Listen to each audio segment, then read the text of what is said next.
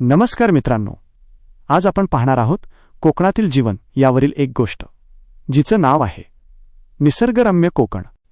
कोकण म्हणजे निसर्गाने रंगवलेलं एक सुंदर स्वप्न।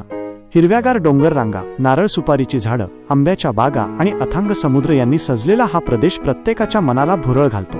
एका उन्हाळ्यात आर्यन आपल्या आजोळी कोकणात गेला। शहराच्या गोंगाटापासून दूर असलेलं ते शांत गाव त्याला खूप आवडलं। सकाळी समुद्राच्या लाटांचा आवाज, पक्ष्यांचा किलबिलाट आणि आंब्याच्या फुलांचा सुगंध त्याच्या मनाला आनंद देत होता। आजोबांसोबत तो समुद्रकिनारी फिरायला जायचा। मासेमारी करणारे कोळी, नारळाच्या झाडांवर चढणारे लोक आणि मातीची घरं पाहून त्याला कोकणातील साधेपणा आवडला। एकदा संध्याकाळी समुद्रावर मावळणारा सूर्य पाहताना आजोबा म्हणाले, कोकण फक्त जागा नाही रे, ती आपल्या संस्कृतीची ओळख आहे।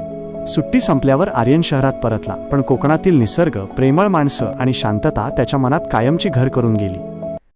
तात्पर्य, निसर्ग आणि संस्कृती जपली तरच खरी आनंदी जीवनशैली टिकून राहते। गोष्ट आवडल्यास व्हिडिओला लाईक करा आणि चॅनलला सबस्क्राईब करा।